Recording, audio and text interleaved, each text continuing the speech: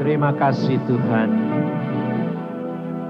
Terima kasih Tuhan.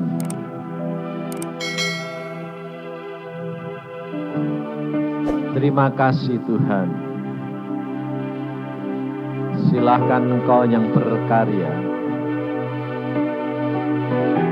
Kemuliaan-Mu boleh nyata di dalam hidup kami. Nama-Mu dimuliakan Yesus. Dalam nama Tuhan Yesus kami mengucap syukur dan percaya. Amin.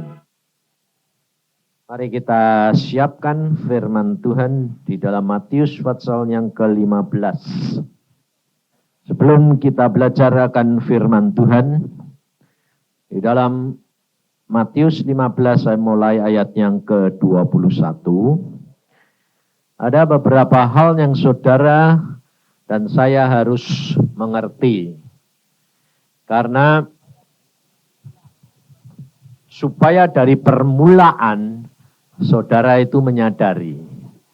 Tuhan ingatkan kepada saya supaya saudara menanggapinya itu benar.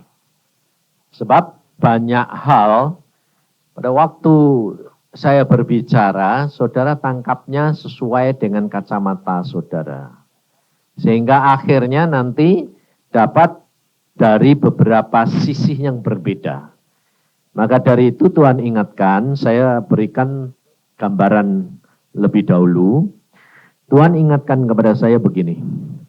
Pada suatu saat, saya sedang berdoa, jam 3. Kemudian saya mendapatkan satu penglihatan, surga, langit terbuka. Kemudian dari surga turun selembar kertas, satu folio. Turun. Anehnya saudara, saya lihat langit terbuka, kertas folio itu datang.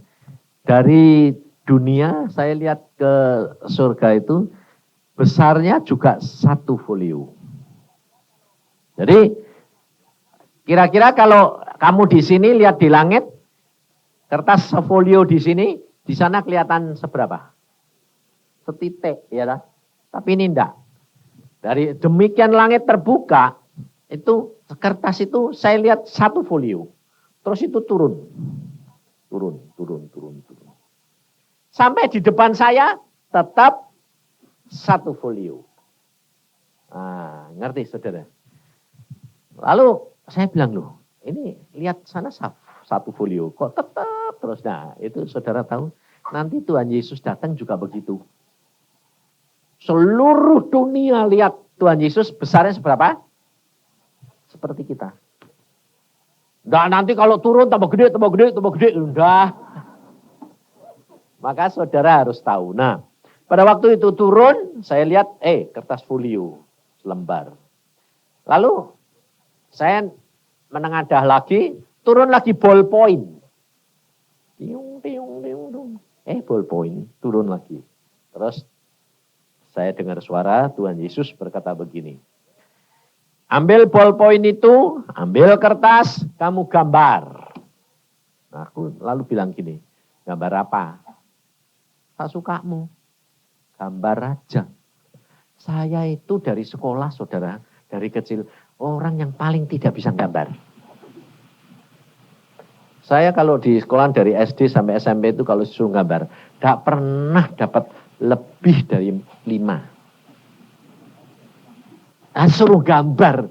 Lalu saya bilang, gambar apa? Tak sukamu. Saya gambar, saudara. Gambar gajah. Gambar pohon, gambar rumah, gitu. Lalu Tuhan berkata nih, penuhin. Waduh, ya gambar awan, gambar matahari, gambar bintang, pokoknya penuh. Wes, lalu Tuhan tanya gini, yang kamu gambar itu apa? Ngomong suruh gambar tidak bisa, sekarang yang dia tanya lagi, yang kamu gambar itu apa? Saya lihat gini bolak-balik, tidak ada artinya. Lah campur aduk kok. Ada rumah kok ada gajah lah ya. Ada pohon ini, dan tidak karuan. Saya bilang, tidak karuan Tuhan. Lalu Tuhan berkata apa? Itu kamu. Nah, kalau aku pakai, kamu berdiri di mimbar, omonganmu itu sudah tidak karu-karuan. Sebabnya apa saudara? Coba saudara perhatikan khotbah saya. Nanti tidak ada ujung, tidak ada pangkalnya. Betul tidak? Betul tidak? Apalagi kalau orang teologi yang sudah sekolah, dengar khotbah, ya, geleng-geleng dia. Dia bilang, ini khotbah apa? Amburadul. Nah, itu Tuhan berkata begitu. Nah, saudara ngakui sendiri enggak? Saya ngakui, yang ngomong jangan ngakui, apalagi kamu. Tapi Tuhan berkata, kamu lihat itu tidak ada artinya? Ya. Nah, sekarang letakkan saja. Saya letakkan. Terus Tuhan bilang gini, Roh Kudus nanti dia yang berkarya. Setelah dia berkata begitu, langsung Roh Kudus itu nyinari. Ada lampu di sinar. Saya yang lihat jadi bingung, saudara. Dari sebelah sini, potongan-potongan yang saya gambar itu diuraikan sama Tuhan, lalu disusun sama Tuhan, jadi gambar yang luar biasa. Saya kaget, jadi Taman Eden. Saya yang lihat sendiri, yang gambar sendiri jadi bingung. Disinari kok jadi begitu. Lalu Tuhan berkata, kamu lihat apa? Wih, Taman Eden. Waduh, luar biasa. Lampunya dimatiin. Lalu setelah lampunya mati jadi apa? Kembali lagi amburadul. Saya bilang, lalu letak itu di situ tetap saudara. Lalu disinari dari sebelah sana. Loh, berubah lagi. Jadi gedung-gedung pencakar langit. Wah, hebat dong Tuhan, saya bilang. Nah, mati. Lalu dari sana rubah lagi dari gambar abstrak. Wah. Dari sini gambar berubah. Lalu Tuhan berkata begini, kamu tahu? Kalau kamu khotbah, firman Tuhan yang kamu ucapkan itu tidak ada orang bakal ngerti. Dibolak-balik bingung. Tapi kalau orang itu dia merupakan tanah lapang yang subur, lalu dia berdoa, minta Roh Kudus menerangkan, maka Roh Kudus nanti yang akan memberikan terang, setiap orang akan menerima gambar sesuai dengan kebutuhannya. Ngerti saudara? Jadi saya kalau di khotbah saya kalau diterima orang lain dengan berbagai-bagai pendapat, saya mesem aja. Sebabnya apa? Saya sudah tahu. Itu bukan pekerjaan saya. Itu pekerjaan siapa? Roh Kudus. Jadi kalau setiap orang tidak mau sembayang, cuma sekedar dengar saya, dapat apa? Tidak dapat apa, bingung saudara. Makanya bilang, Yusa sesat, khotbah tidak karu-karuan. Nah, aku ya mesem aja, salahmu. Kenapa salah dia? Sebab Alkitab berkata, terkutuk orang yang berharap pada manusia. Nah, maka dari itu saudara sekarang ini saya ingatkan lebih dahulu. Saudara, setiap saudara pribadi berdoa. Sebelum firman Tuhan diuraikan, berdoa. Apa yang saya ucapkan, saya cuma mengucapkan firman. Tapi Tuhan akan menerangkan sendiri kepada saudara. Tidak sama. Saya tadi ngomong-ngomong sama Agung sebelum berangkat di hotel. Sambil mau berangkat. Luar biasa loh Pak. Kenapa? Kamu khotbah, tapi aku ya diterangin sama Tuhan sendiri. Nah itu sih benar. Sebabnya saya lebih bodoh dari dia.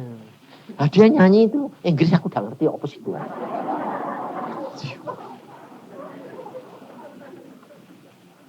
Untungnya dia terjemahin jadi aku ngerti. Dia tidak ngerti saudara. Sebab memang aku ini bodoh. Tapi dibikin pinter sama. Demikian juga saudara nangkep tidak bisa. Tapi kalau saudara berdoa Roh Kudus menerangkan. Nah, maka dari itu setiap orang sekarang ini sambil dengar sembahyang dalam hati. Ngomong, Tuhan Roh Kudus berikan aku pengertian dan terangi firman-Mu itu. Supaya saudara nanti nangkapnya luar biasa. Kemarin Tuhan sudah berkata, dasar daripada untuk mencapai target kesempurnaan semuanya itu seperti Yesus, dasarnya adalah apa? Rendah hati. Nah, rendah hati, saudara. Saudara perhatikan itu pekerjaan karya Roh Al-Kudus. Bukan pekerjaan saudara. Saudara kepingin, saudara akan tidak berikan. Tetapi bagaimana supaya rendah hati itu menjadi bagian saudara, itu ada bagian yang saudara harus lakukan. Nah, bagiannya apa?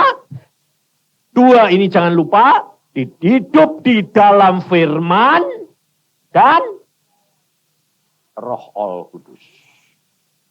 Doa di dalam Roh Kudus. Nah, hidup di dalam firman yang bagaimana yang Tuhan mau. Nah ini saudara, kerap kali orang Kristen ngertinya gini. Oh baca firman, lakukan. Itu konklusinya.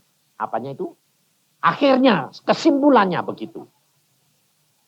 Tapi jalannya bagaimana? Pengeterapannya. Supaya saudara masuk ke dalam menjadi melakukan firman bagaimana? Ini. Pertama, saudara harus tahu. Jadi baca. Kedua harus mengerti. Nah, untuk mengerti itu harus direnungkan. Nah, ini yang orang Kristen kerap kali cuma sekedar baca tapi tidak direnungkan. Enggak sampai, enggak masuk-masuk, saudara. Sebab Alkitab berkata apa? Renungkan firman Tuhan siang dan malam. Maka engkau jalanmu akan selalu beruntung dan berhasil. Nah, dengan bagian saudara itu cuma membaca. Nah, makanya itu saya bilang harus tahu dulu. Bacanya itu semua dari Kejadian sampai Wahyu semua. Belum ngerti apa-apa, enggak usah ngerti dulu. Tahu dulu. Sebab kalau saudara, biasanya kan saudara maunya gini toh. Baca sedikit, sudah didalemi, direnungin. Baru sedikit, belum baca seluruhnya. Bingung kamu nanti. Bingungnya kenapa? Ini direnungi gini. Nanti sampai di sini, loh kok bertentangan. Bingung saudara. Sebabnya apa? Saudara belum tahu seluruhnya. Saudara harus mengenal keseluruhan dulu. Contohnya, saudara jatuh cinta sama seseorang. Tahu watake dulu atau tahu bentuk luarnya dulu? Bentuk luarnya dulu. Ya toh? Nah, luarnya kalau sudah tidak narik, nah, bisa jatuh cinta enggak? Siapa bilang? Ngawur. Nggak bisa jatuh cinta kalau orang itu menurut pikirannya. Tapi kalau orang itu menurut Tuhan, bisa. Istri saya itu sama saya dulu. Nggak seneng nih luar biasa. Kok dia bilang ada tergerak. Enggak. Lihat aja. Wong dia waktu saya tahu kalau saya jatuh cinta sama dia karena Tuhan yang ngomong. Bukan saya jatuh cinta sama dia itu terus karena saya lihat seneng. Enggak. Karena Tuhan ngomong, itu judumu. Ngomongnya juga enggak. Sudah kenal terus itu judumu. Enggak, belum kenal. Setahun belum kenal. Sudah ngomong. Dalam mimpi. Dalam mimpi ada perempuan jalan. Gidik. Pakai celana ekor kuda. Jalannya itu aneh. Sekarang dia gendut sih jadi. Dulu dek jalan dek waktu gadis jualannya cepat. Terus kemudian pakai ekor kuda jadi jendit. Jadi saya bilang, loh saya lihat gitu, loh aku terus bayang. Makanya kalau mimpi itu langsung sembahyang. Saya sembahyang bangun. Tuhan aku kok lihat perempuan tipis. Lah tingginya 156 beratnya cuma 37 ya. Tipis. Terus ini naik. Jadi kayak orang setengah TBC.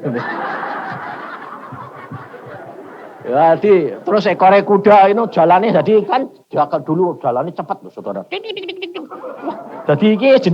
Nah. Jadi aku kok kalau lihat perempuan kok kayak kuda si Tuhan. Apa maksudmu? Ngomong dia. Itu judumu. Yang benar aku. Jangan gitulah Tuhan. Engkau kan tahu aku kepengenku kayak apa. Yang molah gitu loh. Yang gitar gitu loh. Kok ini kok tipis. Jadi dilihat dari, aduh kok tipis. Sana bentuknya lah, nong tipis kok. Jangan gitu. Itu terbaik. Bayangin saudara. Saya bilang, ya sudah. Mau? Loh, saudara. Jadi bukan berarti pandangan pertama. Enggak. Setelah saya setahun bergaul dengan dia, belum tahu. Nah, caranya Tuhan, saudara harus tahu. Kalau Tuhan berfirman, belum tentu kamu ketemu orang itu tahu. Enggak. Sampai ada batas waktu yang Tuhan sudah tetapkan. Timingnya itu harus tepat. Setahun kemudian, waktu dia jalan di depan saya, wah, pakai pakaiannya, yureknya, bajunya persis yang saya mimpikan. Setahun yang lalu. Pakai horsetailnya persis. Jalannya persis. Waktu bangun saya bilang, hah? Langsung Tuhan bilang, itu dia. Sudah tahu gitu tak deketi saudara. Mulai tahu ya, mulai inisiatif. Tahu, perempuan itu dideketi kan tahu. Waduh, langsung jawabannya gini, apa?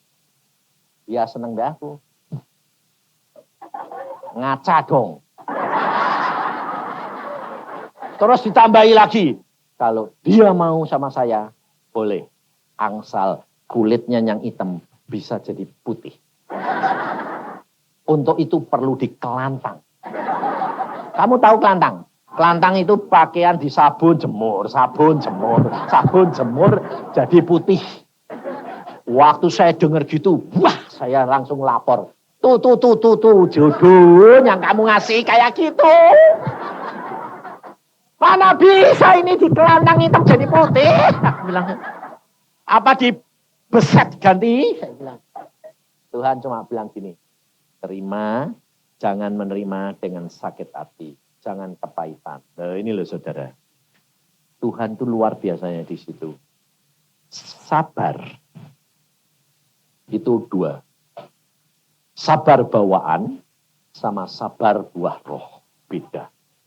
Sabar bawaan, saudara bisa menerima, tapi hatimu bisa sakit.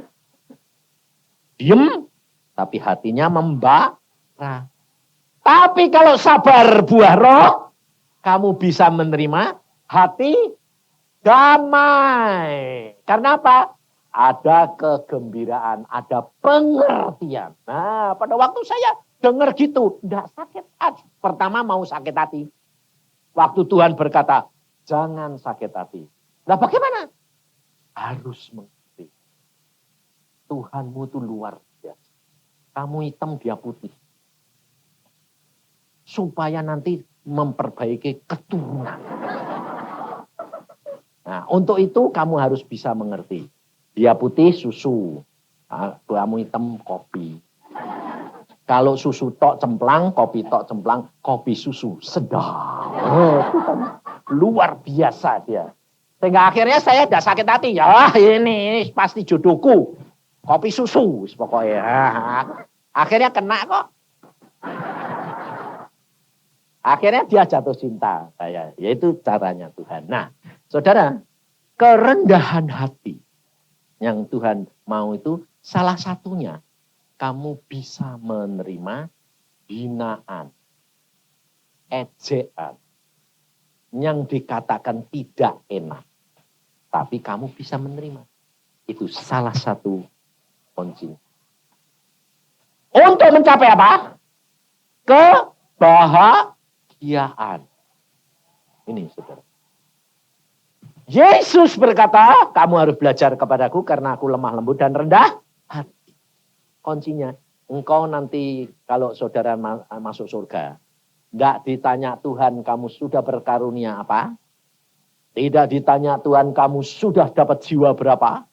Tidak ditanya Tuhan kamu sudah mengerjakan pekerjaan Tuhan apa? Tidak. Yang ditanya Tuhan apa? Kamu sudah berbuah atau belum? Nah, buahnya apa? Buah. Nah, saudara. Lalu, salah satunya apa? Syarat bukan hanya buah roh. Syarat adalah orang yang masuk surga adalah penyembah-penyembah Tuhan. Penyembah-penyembah Tuhan. Nah, orang penyembah itu orang rendah hati enggak? Rendah hati. Sebab saudara tidak akan menyembah seseorang kalau saudara tidak merasa dia lebih gede segala-galanya. Aku tidak ada arti. Yang dicari Tuhan adalah penyembah rendah hati. Maka di sini saudara. Nah, untuk supaya rendah hati ini, buah roh ini berkarya di dalam hidup kita, syaratnya pertama, baca firman, tahu. Kedua, sudah mulai habis, diulang lagi, renungkan firman Tuhan. Dengan saudara merenungkan, saudara memasukkan firman, pikiranmu mulai dikuasai oleh firman, kemudian lahir tindakan firman. Ada kuasa di luar pengertian saudara, dia bekerja. Saudara dilapisin dengan sifat dan perangai Yesus, tahu-tahu saudara mempunyai kerendahan hati. Nah, itu bagian firman. Kemudian di dalam doa, bagiannya Roh Kudus. Roh Kudus, kamu berdoa, kamu selalu memohon pertolongan kepada Dia. Nanti Dia menerangkan firman, Dia menjabarkan firman, lalu Dia memberikan petunjuk bagaimana mengalami firman. Jadi tahu, mengerti, merenungkan menjadi mengerti, kemudian mengalami, habis itu baru menikmati. Ini rahasia. Nah, makanya saya bilang apa? Ikut Yesus itu ngeri-ngeri sedap. Ngerinya pada waktu ngalami. Sedapnya pada waktu nikmati. Jadi tidak bisa dilewati, tidak bisa saudara. Nah, firman Tuhan hari ini Tuhan berkata, ada 3 bagian. Bagian yang pertama, yaitu seperti kemarin saudara tahu, Daniel di sini dapat penglihatan, ada tulisan besar iman. Benar? Kemudian itu menyebar menjadi bagian itu masuk sendiri-sendiri. diambil, boleh diambil. Nah, saudara harus tahu, iman itu salah satu karunia. Demikian juga Roh Kudus. Roh Kudus itu satu, tetapi bisa dibagi-bagi. Contohnya di dalam Alkitab, Musa punya urapan Roh Kudus penuh. Kemudian 70 tua-tua roh itu bagikan pada 7. Jadi kayak roti bisa dipecah-pecah. Tapi tetap satu. Tapi bisa dipecah-pecah. Nah, setiap orang mempunyai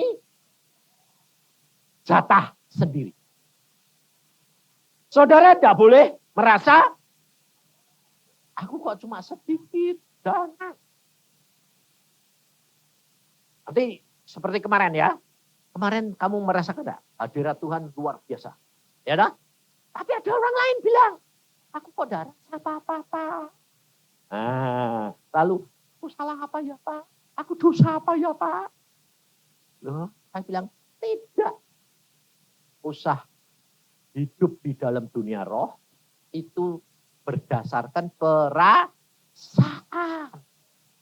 Kehadiran Roh Kudus bisa dirasakan, tapi kamu merasakan belum tentu itu Tuhan. Jangan dibalik. Maka dari itu saudara, kamu merasakan apa? Oke. Kamu tidak merasakan oke. Yang penting iman, percaya bahwa oh Tuhan hadir. Amin. Lalu kamu siap. Terima kasih Tuhan, Engkau hadir. Ini dibuktikan dengan istri saya pada waktu dia sama saya dua-dua, doa puasa 3 hari, minta kepenuhan roh. Jadi jangan dikira kalau saya umur 12 itu bisa omong-omong sama Tuhan terus saya sudah kepenuhan roh, sudah berbahasa lidah. Belum. Saya baru berdapat bahasa lidah itu tahun 71. Jadi umur saya itu 36. Karena apa? Karena pada waktu itu Tuhan tanya sama saya, Yusa, kenapa sih kok kamu enggak kepengen bahasa roh? Aku bilang, buat apa? Itu perlu. Loh kalau perlu kasih dong. Engkau ngomong be aku bahasa Indonesia. Kadang-kadang bahasa Jawa. Bahasa roh malah gak ngerti. Itu penting. Ya penting ya. Ya oke deh. Kasih. Nah sana doa puasa sama istrimu. Saya doa puasa 3 hari saudara. Langsung dijamah Tuhan. Saya dipaksa. Istri saya tidak ngerasain apa-apa. Kok tidak ngerasain apa-apa. Tapi Tuhan berkata kamu sudah dapat. Karena kamu lembut. Tidak perlu dipaksa. Jadi enak yang kasar apa enak yang lembut. Kalau yang kasar perlu dipaksa. Nah, tapi saya lihat dia punya, saya jadi iri. Sebab dia lembut. Kalau dia sudah berbahasa roh gitu, kayak air terjun. Sejuk gitu. Kalau saya kemerotok. Kayak palu godam. Jadi saya bilang, loh kalau punya saya kok kayak palu godam sih Tuhan. Nah, Tuhan bilang watakmu memang begitu kok. Jadi lain-lain saudara. Makanya jangan membatasi pekerjaan roh. Nah, maka dari itu saudara harus sadar. Nah, apapun yang kamu alami itu bukan berdasarkan perasaan, tapi iman. Imani, percaya. Nah, Tuhan sudah berkata, dengan imanmu, maka segala perkara boleh terjadi. Nah, maka dari itu kita belajar. Pertama itu, kedua, Tuhan berkata nanti akan ada karunia, ada Tuhan mau memberikan kesembuhan. Nah, untuk kesembuhan itu bukan hanya kesembuhan jasmani, kesembuhan rohani bisa, kesembuhan jasmani bisa. Tapi kalau saudara mengharapkan kesembuhan apa? Jasmani, nah itu salah urutan. Susah. Sebab kekristenan itu dunia roh dijilmakan jadi daging. Jadi yang penting itu kesembuhan rohani baru nanti menjelma menjadi Ini saya alami, saudara. Jadi, saya itu terus terang ya, serangan jantung 4 kali. Yang pertama kali lumpuh. Total. Yang kedua kali hampir game. Tapi belum game. Yang ketiga kali game. Udah game bener. Makanya saya bisa cerita orang kalau mati itu kepenak. Tapi aneh di sini itu 90% orang Kristen masih takut mati. Saya itu malah kepingin cepat-cepat mati. Sebab kepingin cepat pulang. Sebab apa? Ternyata mati itu, aduh, enak, gampang tok. Pindah tok. Jantung sesek, napas sesek 3 kali, gelek. Jantungnya berhenti. Terus keluar. Bentuknya persis saya. Keluar. Roh sama jiwa keluar. Sampai saya gini, loh, ini dagingnya Yusa. Loh, ini, kok persis? Oh, saya tahu, Yusa mati. Langsung saya bilang, Tuhan, saya bilang gitu, langit langsung terbuka. Yes. Tuhan Yesus duduk di tahtanya, megahnya luar biasa. Aku bilang, Tuhan, pulang. Saya senang, saudara. Saya tidak bilang, aku jangan mati dulu, enggak. Tuhan, aku pulang. Aku bilang, wah senangnya setengah mati saya. Tuhan ini bilang, enggak duduknya enggak gini. Enggak kayak orang, megahnya luar biasa. Saya bilang, Tuhan aku pulang. Dia mesem. Gitu, enggak. Aku, kenapa? Belum waktunya. Aku mau pulang.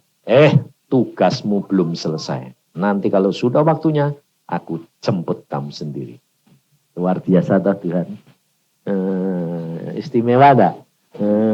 Lalu saya, apa lo beli? Ya sudah, enggak. Saya ini orang pemberontak asalnya. Saya bilang, jantungku berhenti. Tak alsi toh ya.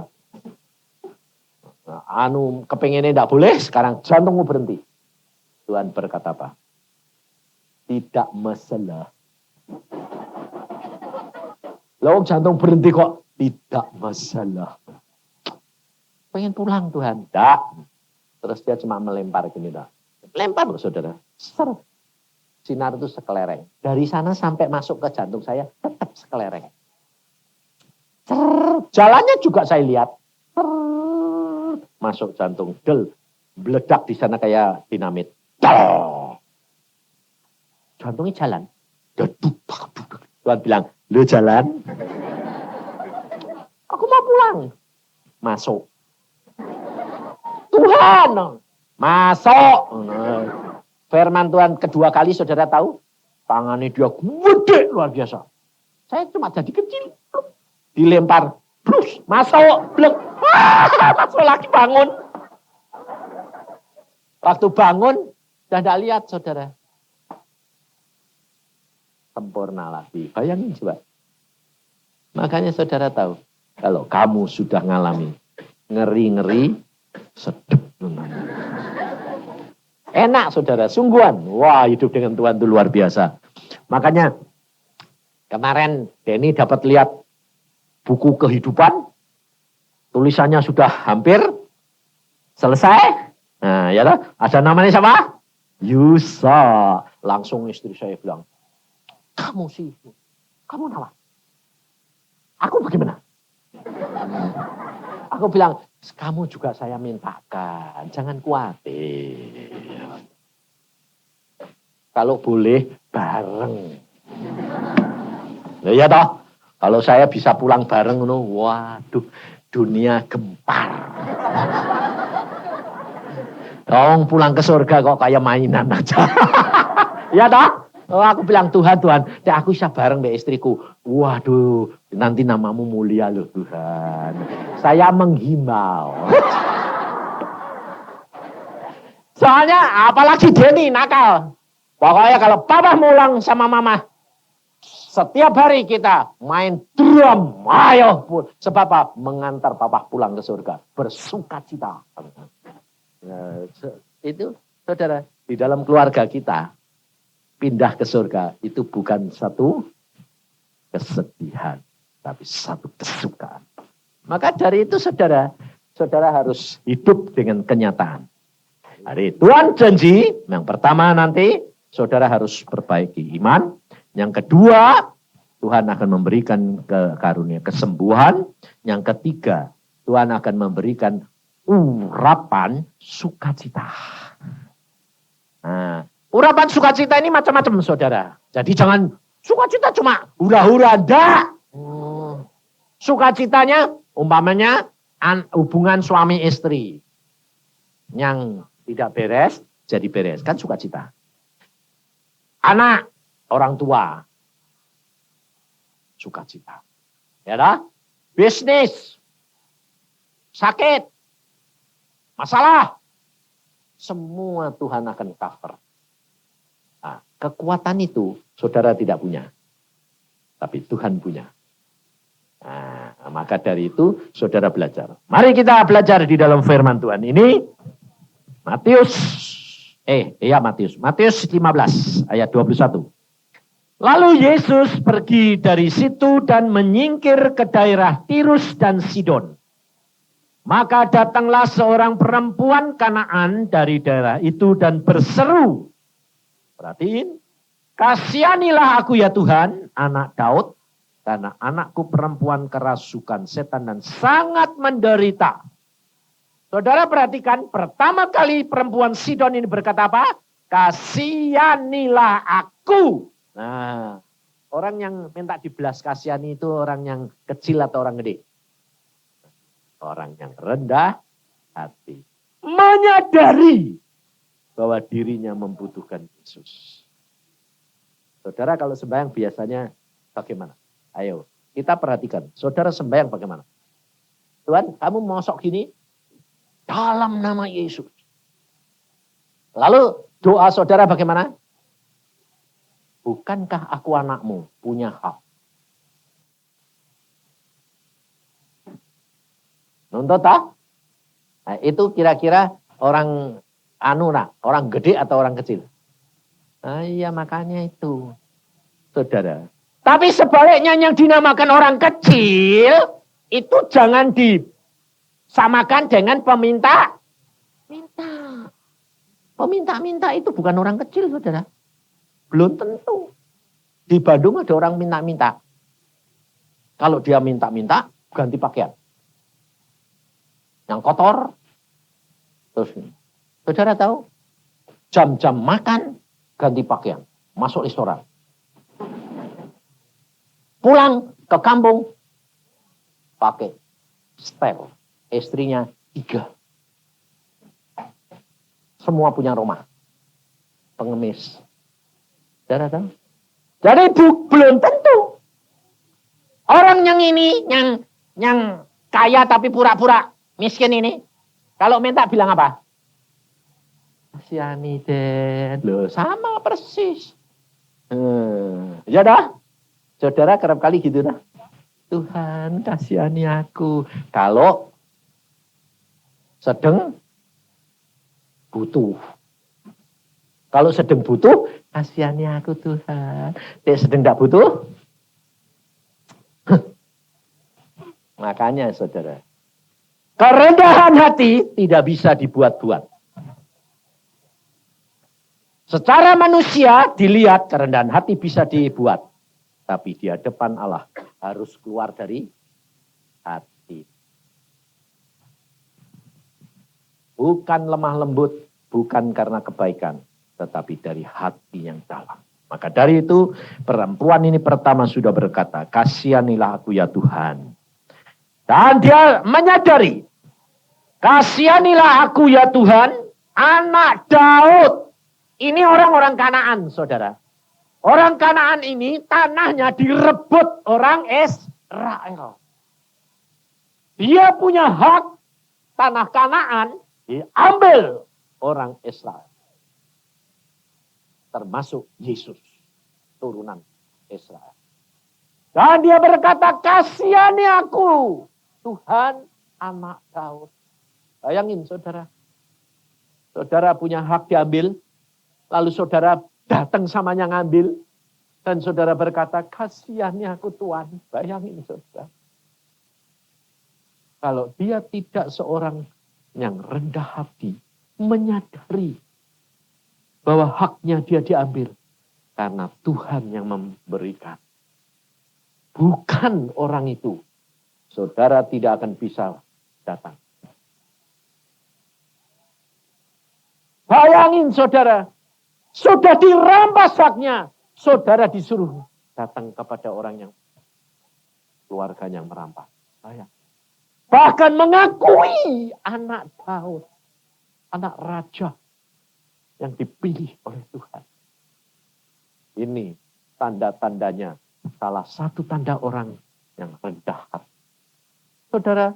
Saudara dan saya di hadapan Tuhan, saudara tidak punya hak apa-apa. Saudara tidak punya hak untuk menuntut. Saudara tidak punya hak untuk klaim.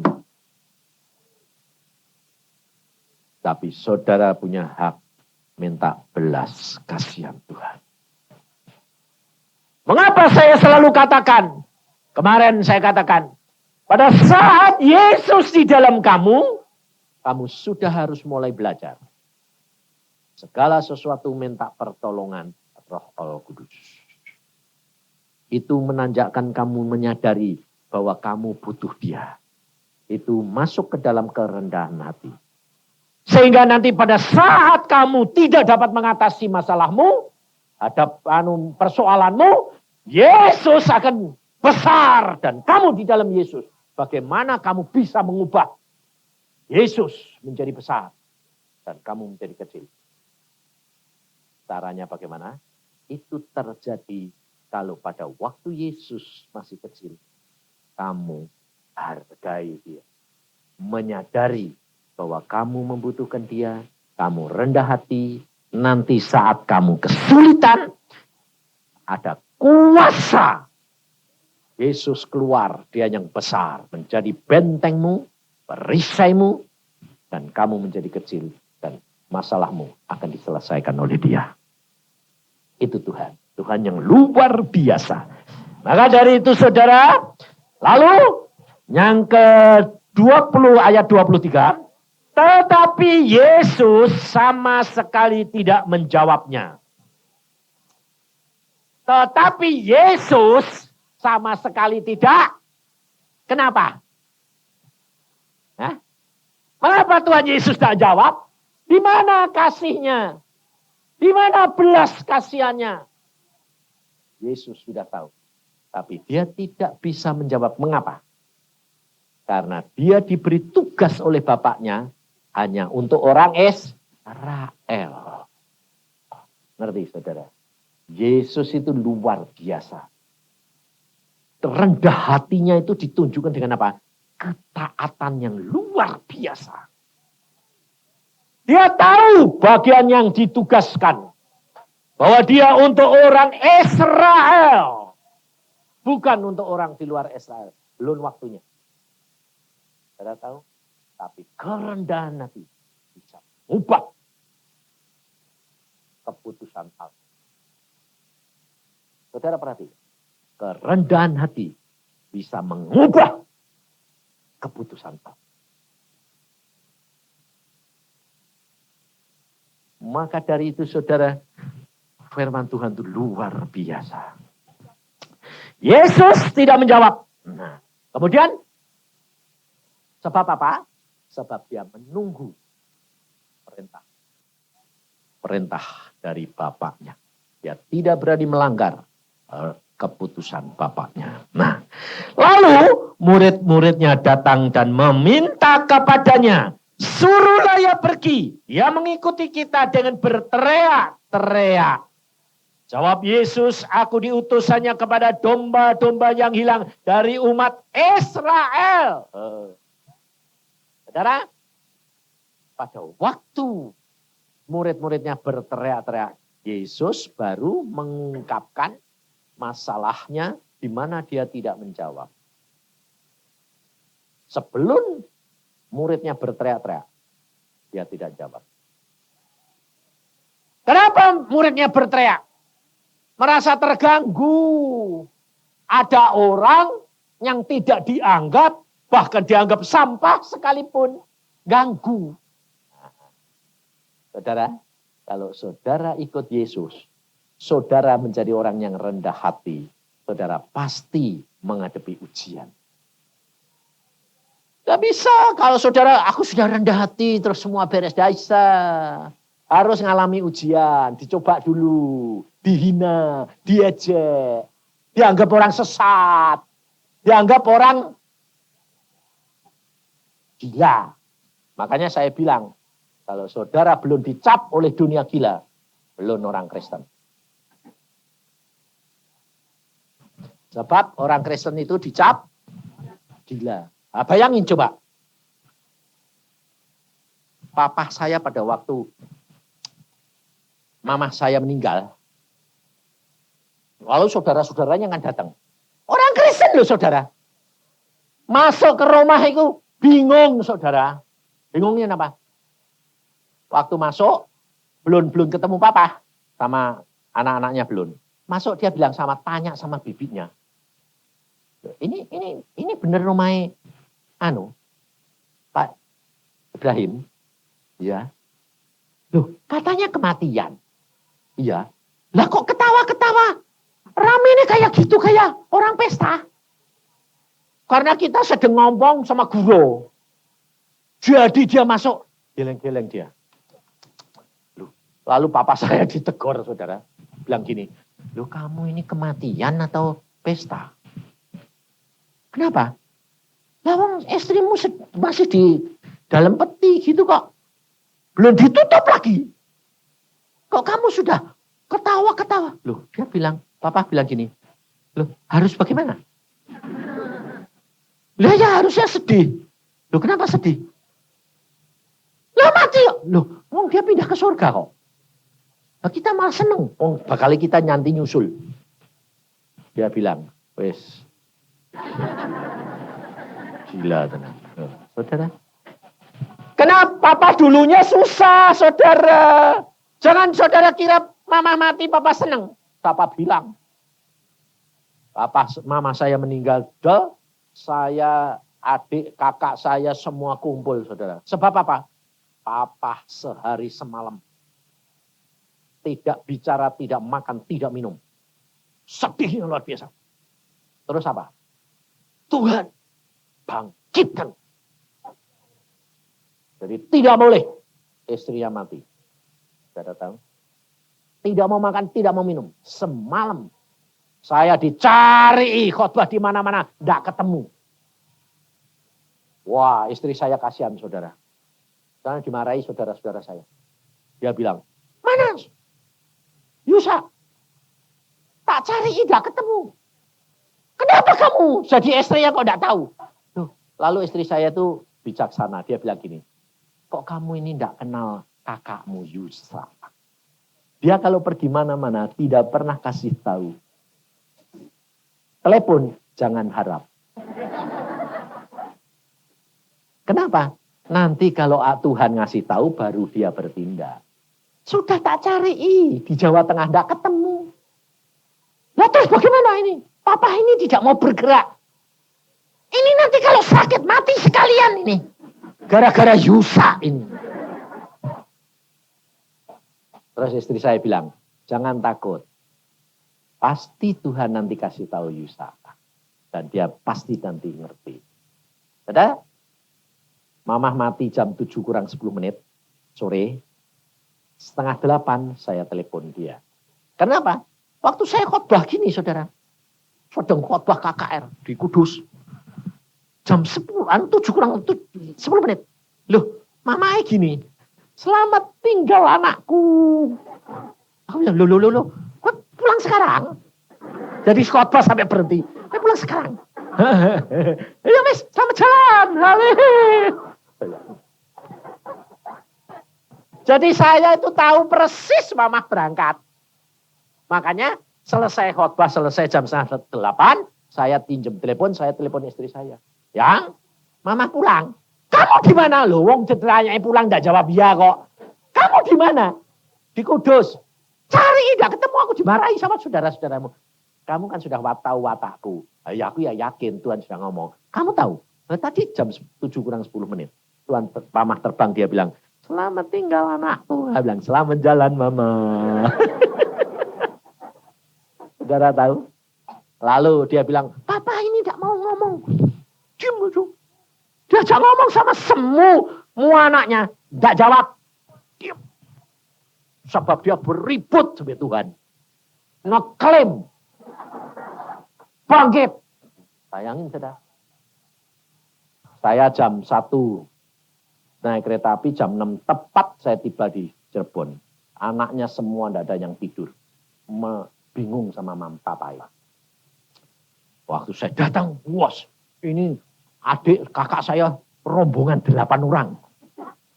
Dia bilang, kakak itu punya papa ini nanti bisa mati sekalian. Saya bilang, tenang aja, kamu ini bagaimana sih? Kamu punya Tuhan enggak? Ya punya. Oh, tapi Tuhan tidak jawab. Relax aja. Saya masuk kamar. Aku bilang, pah gitu, enggak, yang hidup tidak usah diurusi. Yang mati, saya bilang. Saya masuk kamar, saya bilang, selamat jalan mama. Aku lihat engkau hahaha di sana. Puji Tuhan, nanti kita ketemu ya ma. Papai ngomong, betul kamu nak. Loh, adik saya semua bilang, betul pak. Betul. Papa minum pak? Ya. Makan? Ya. Loh, saya tegur enggak? Kenapa dia jadi berubah begitu? Sebelum saya masuk, Tuhan menemui papa. Tuhan berkata begini. Siapa kamu? Wah, digentak gitu, mengkeret. Saudara, kalau Tuhan sudah gentak gitu suaranya kayak guntur. Luar biasa. Saya pernah gemeteran. Saya bilang, Tuhan kalau ini keras lagi, hancur aku ini. Wes bubar tenan pak. Anuku semua ini badanku aku. Dia bilang, siapa kamu? Mau mengatur jadi Allah. Kaget papa. Kamu tahu, habis itu tuh karena sudah takut, Tuhan jadi lembut. Kamu tahu? Sekarang dengar. No, dibuka telinga rohani. Dia tahu, dengar mamah ngomong sama Tuhan Yesus. Dia bilang, aduh Tuhan, surga bagusnya kayak gini, rumahku bagusnya kayak gini. Kalau aku tahu, aku mau pulang. Dan dulu sudah kepengen pulang. Dengar kamu? Di sini bahagia istrimu. Suruh kamu balik. Kamu yang harus pulang, bukan dia yang harus turun. Terus papa bilang, ya Tuhan aku tahu. Makanya pada waktu saya masuk, selamat jalan mama. Dia langsung, bener kamu nak. Loh. Yang ngerjain siapa? Tuhan, bukan saya. Saudara tahu? Itulah yang Tuhan mau. Bagian saudara lakukan bagianmu. Bagian Allah akan melakukan di luar kemampuan manusia. Makanya sejak itu papa tidak susah. Karena apa? Dia dengar sendiri mama ngomong-ngomong sama Tuhan di surga. Maka dari itu saudara, kalau saudara sudah ngalami, baru saudara bisa menerima dan benar-benar menikmati. Itu hidup kekristenan. Maka dari itu saudara, kita harus ngalami sendiri. Dasarnya, saudara harus rendah hati dan saudara harus melakukan bagianmu. Jangan lampaui. Alkitab pesan, jangan nambahi, jangan mengurangi. Belajar disiplin, belajar mengerti, berusaha, berjuang untuk mengerti dia. Nah, lalu setelah Tuhan Yesus mengungkapkan loh, perempuan ini minta belas kasihan, Yesus tidak menjawab, dia diam. Dia menunggu sampai Yesus berbicara. Ini rahasia yang saudara dan saya harus belajar seperti perempuan. Sebab orang yang rendah hati, saudara, datang kepada orang kaya, lalu minta belas kasihan tolong. Diem, jangan ngotot. Kalau ngotot itu pengemis. Tapi diam, tunggu. Apalagi kamu sama Tuhan. Belum dijawab, tidak masalah. Tunggu, pasti dijawab. Sebab Tuhan tidak pernah terlambat, dia tidak pernah tergesa-gesa. Dia tahu timing yang tepat. Nah, pada waktu Yesus sudah berbicara, seolah-olah Yesus menjawab muridnya. Ini pertanyaan ini muridnya yang ngomong, usir. Yesus seolah-olah jawab muridnya. Tapi sebetulnya dia jawab perempuan ini. Perempuan ini peka. Orang yang rendah hati. Dikatakan Yesus apa? Lemah lembut. Peka. Mengerti bagiannya. Mengerti apanya. Perempuan itu mendekat dan menyembah dia. Sambil berkata, Tuhan, tolonglah aku. Saudara, kerendahan hati harus diikuti dengan apa? Tindakan. Dia datang menyembah. Berlutut. Tanpa kerendahan hati, tanpa tindakan, tidak ada artinya. Berlutut.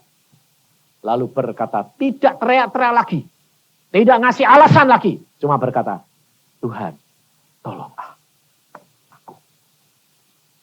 Jadi Tuhan sudah tahu saudara. Saudara tidak perlu sampai ngotot kasih alasan segala macam terek bengek. Cukup, Tuhan tolong aku.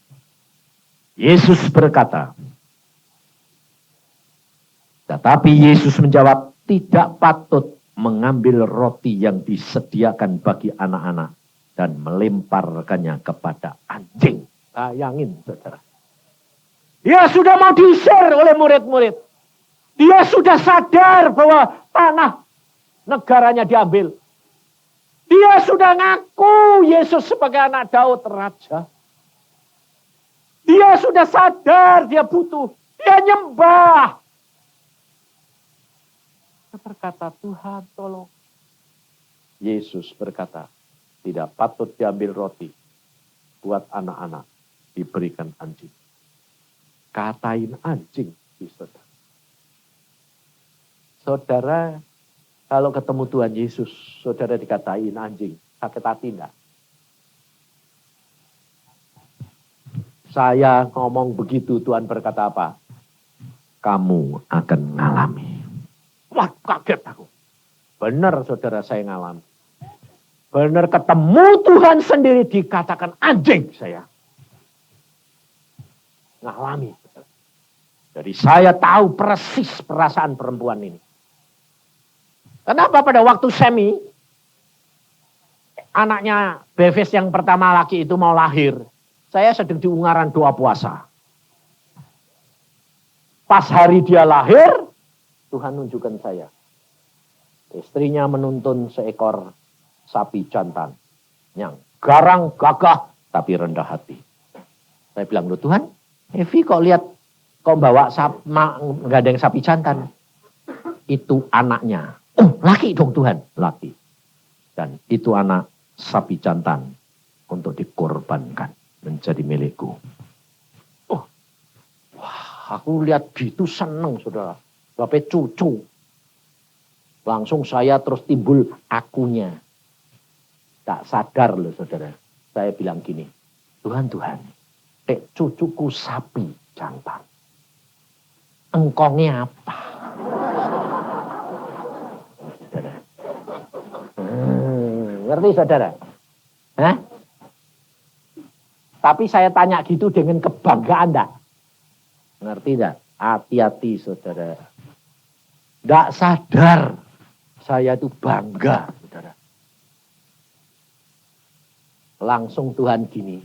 Lihat langsung Tuhan tuh nyatakan dirinya langsung gini. Kamu. Wah, gitu saya tak sadar. Makanya itu hati-hati saudara. Tapi ketawa. Dengan harapan, engkongnya lo hebat dong. Tak sadar lo saudara. Tuhan bilang, kamu? Iya. Geleng-geleng dia. Kamu tahu kamu. kamu tidak lebih dari seekor anjing. Waduh, kayak orang dari atas dibanting belak. Apa Tuhan? Kamu tidak lebih dari seekor anjing. Lalu saudara apa? Ditunjukkan kayak film. Saya mulai dilahirkan terus perbuatan saya. Jatuh bangun nantang Tuhan, kurang ajar. Lalu berbuat dosa. Lalu ini. Lalu menipu orang. Lalu ngakali orang. Lalu semua kelihatan. Dalam waktu sekejap. Set saya lihat semua. Nanti di surga itu begitu saudara. Nanti saudara pengadilan akhir. Buku dibuka. Saudara tahu nanti. Aduh sudah. Tidak ada saudara bilang. Lidah mau membela diri. Kamu nanti lihat. Lidahmu ngomong apa semua. Dicatat. Jangan enak-enak. Makanya kalau kamu lidahmu maki orang. Cepat bertobat. Loncat. Lepas kendali. Cepat bertobat. Kalau enggak. Tercatat terus. Demikian kau bertobat, darah Yesus menghapus. Hilang, saudara. Sana itu nanti ada catatannya semua. Tanganmu, matamu, telingamu, hidungmu, mulutmu, kakimu, semua nanti ada catatannya satu-satu. Detail, tidak ada yang terlewat.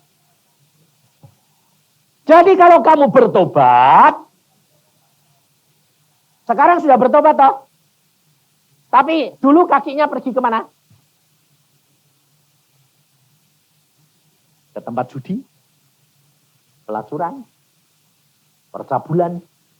Ayo, main lotre, horoskop, pergi ke paranormal. Ayo, belum bertobat? Hati-hati. Semua terbuat. Saya ngalami sendiri. Perbuatan saya komplit. Saya bilang, aduh. Saya nangis. Berbalik. Saya bilang gini. Benar Tuhan. Ternyata aku lebih baik anjing daripada saya. Benar Tuhan. Aku tidak lebih dari seekor anjing.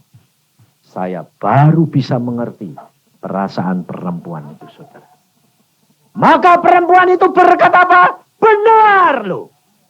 Tidak nyalain. Dia berkata di sini setelah Tuhan berkata tidak patut mengambil roti yang disediakan bagi kanak-kanak dan melemparkannya kepada anjing. Kata perempuan itu. Lihat. Benar Tuhan. Loh. Tidak nyalain. Benar Tuhan. Namun anjing itu makan remah-remah yang jatuh dari meja tuannya.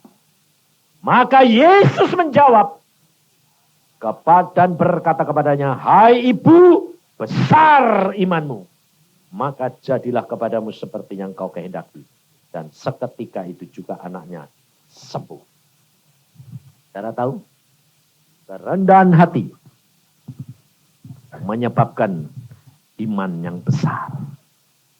Iman yang besar menyebabkan kesembuhan.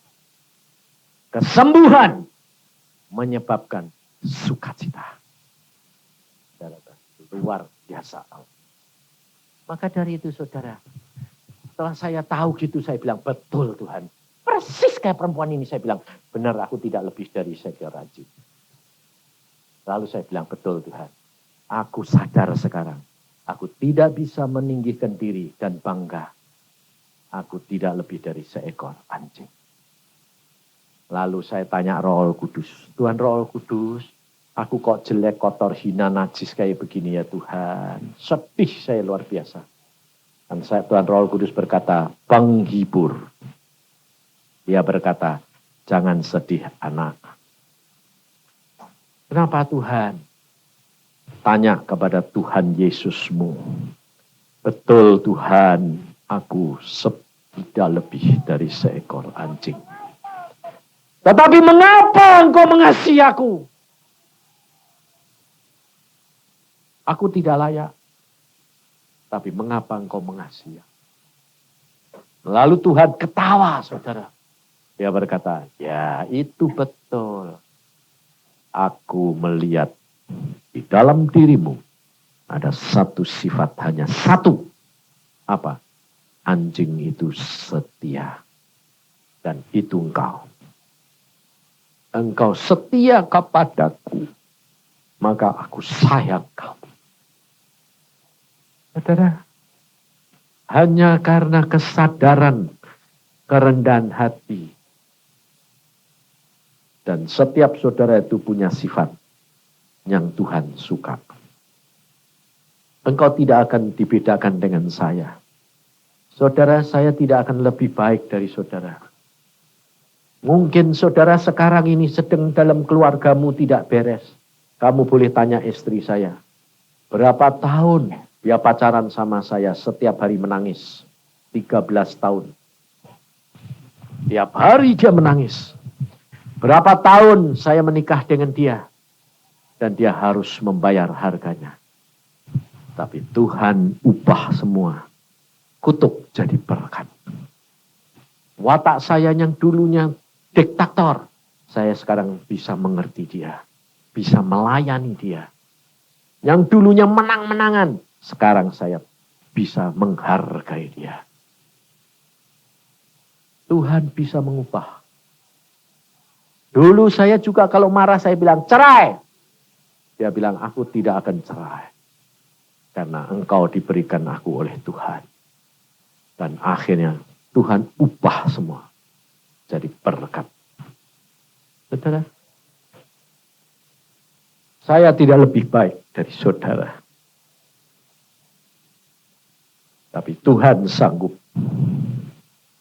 Dan hari ini Tuhan berkata, bertobat. Kalau kamu masih ada ikatan dengan kuasa gelap, hati-hati. Semua jurusannya kompromi dengan kuasa gelap. Tinggalkan. Tinggalkan. Katakan, aku sekarang tidak ada hubungan dengan engkau. Aku hubungan menjadi milik Yesus. Semua yang Yesus tidak suka, aku tinggalkan. Jangan main-main lagi. Seminar ini hanya diadakan 6 kali. Tiap bulan cuma 2 kali. Saya tidak tahu. Mengapa? Saya tidak tahu. Saya hanya bertugas melakukan apa yang Tuhan berikan. Nanti kalau sudah waktunya, saudara tidak ketemu aku lagi. Baru saudara tahu. Mengapa Tuhan utus saya untuk menyampaikan semuanya. Bagian saudara, terima. Mungkin saudara belum bisa mengerti. Tapi percayalah. Dengan imanmu. Kau akan mendapatkan kelepasan, kebebasan, kesembuhan. Dengan itu kau akan mendapatkan sukacita yang daripada Tuhan. Mari kita berdoa.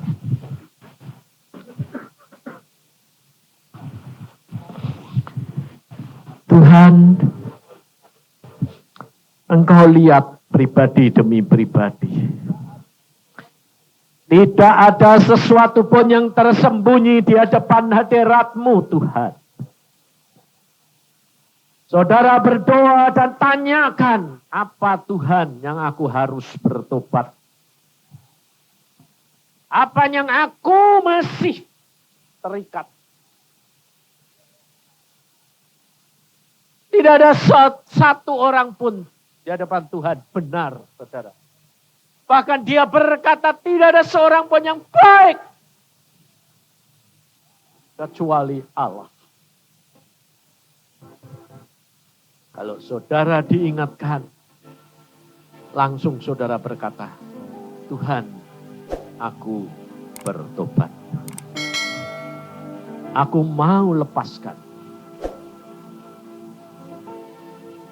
Yesus sekia karabasyak.